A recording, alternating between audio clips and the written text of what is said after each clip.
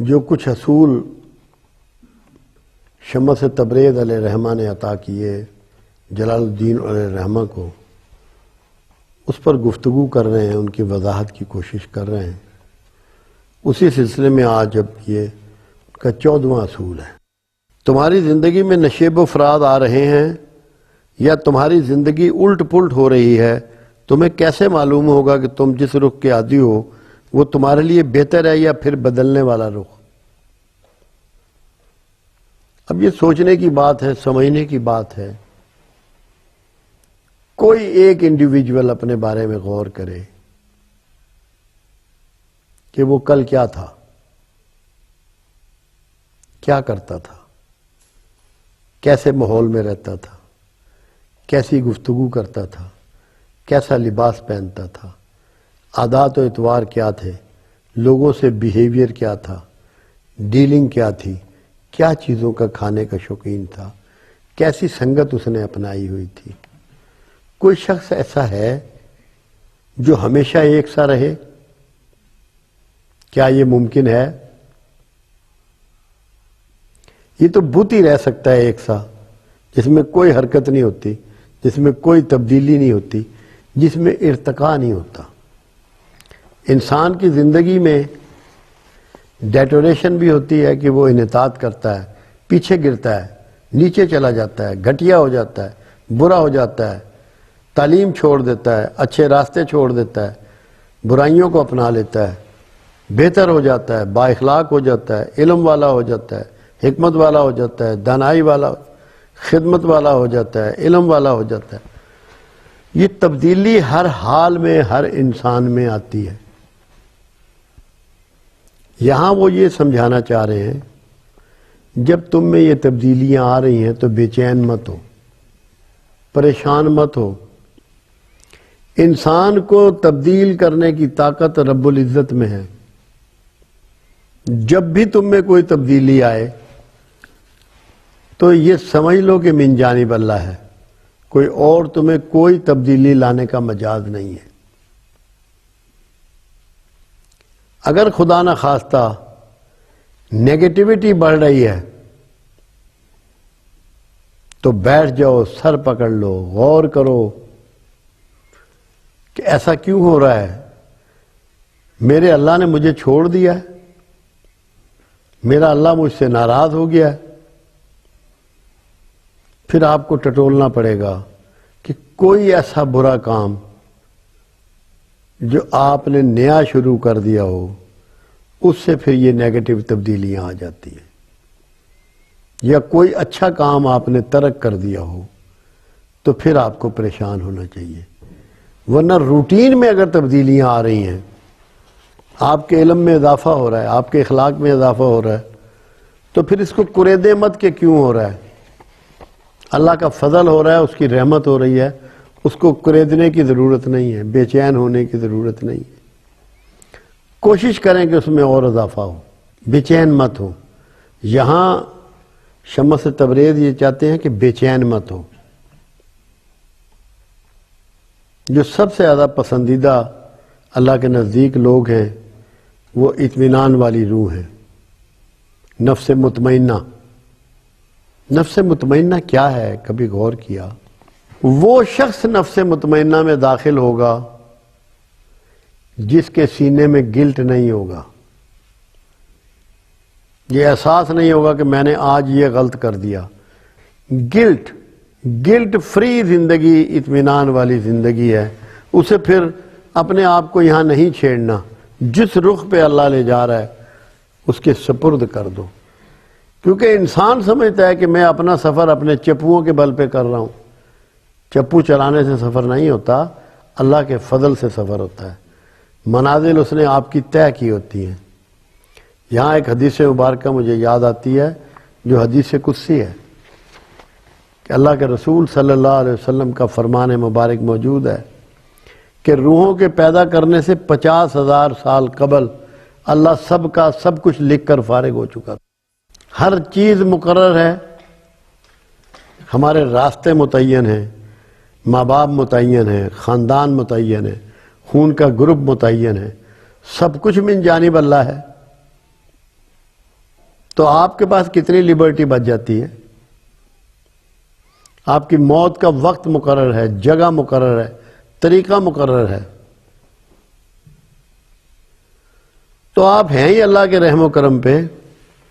تو جب وہ تبدیلیاں لا رہا ہے تو مزاحم مت ہوں، ان تبدیلیوں کے اگینسٹ مت سوچیں، بے چین مت ہوں.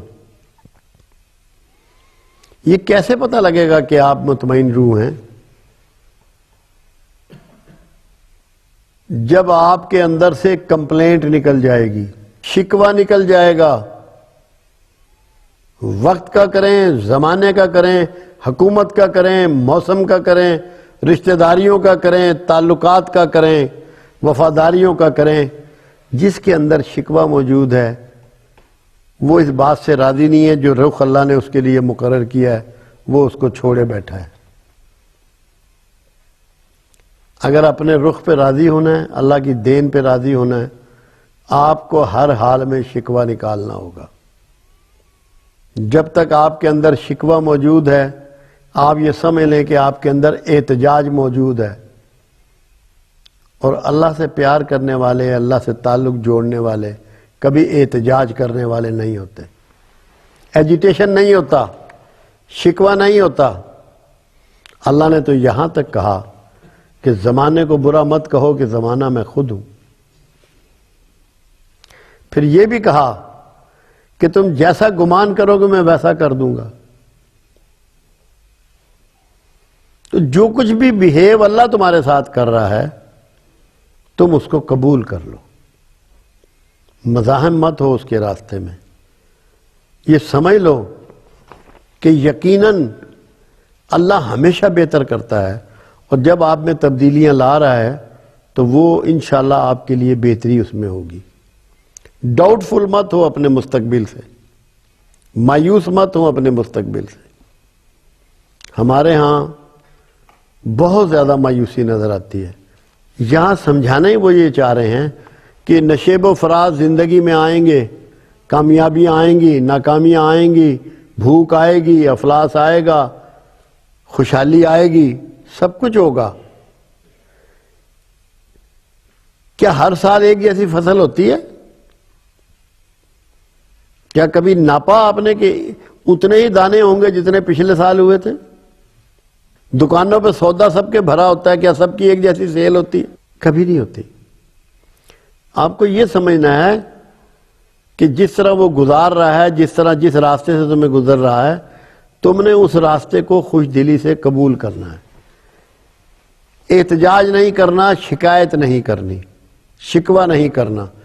اللہ آپ کو شکوے سے بچانا چاہتا ہے. ناشکری کیا ہے؟ اس کا شکوہ کرنا ناشکری ہے.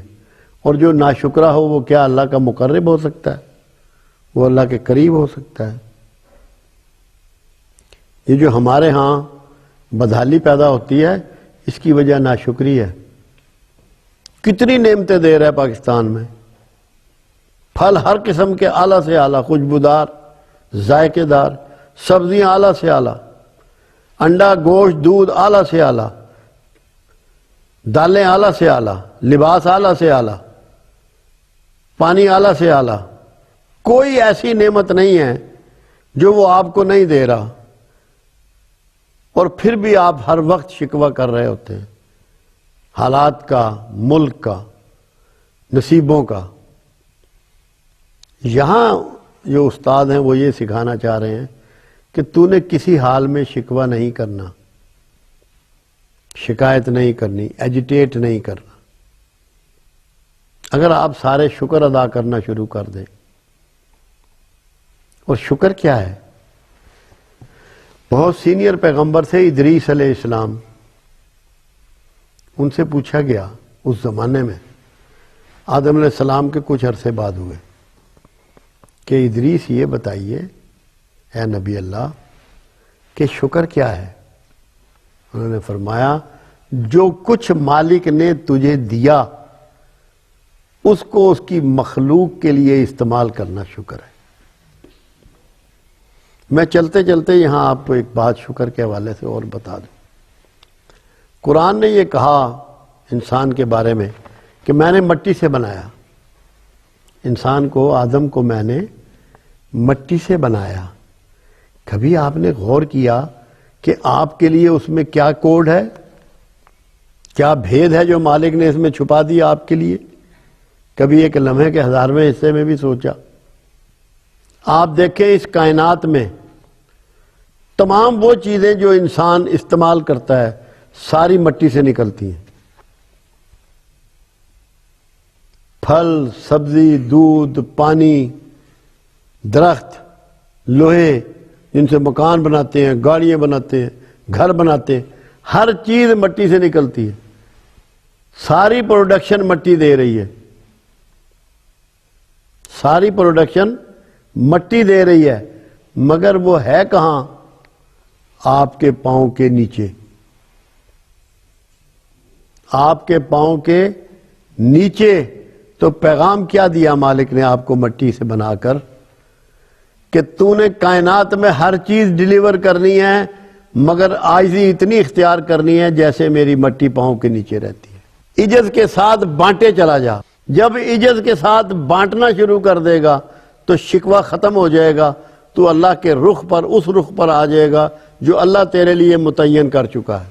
صرف اتنی سی بات سمجھ لیں اگر ہم، کہ ہم مٹی سے بنے ہیں، تو اس کی قدر یہ ہے کہ وہ پاؤں کے نیچے ہوتی ہے. پاؤں کے نیچے سے مراد ہے کہ عاجز ہوتی ہے. کبھی کبر مت کرو، اپنے آپ کو دوسروں سے کمتر سمجھو، مگر دینے میں کوئی کوتاہی نہ کرو، بانٹنے میں کوئی کوتاہی نہ کرو. جو تقسیم کر رہا ہے، جو بانٹ رہا ہے، جو ڈیلیور کر رہا ہے، وہی آدم کا وارث ہے. اللہ کی یہ بات آپ کی سمجھ میں آ جائے اور آپ کسی قسم کا شکوہ مالک سے کبھی بھی نہ کریں.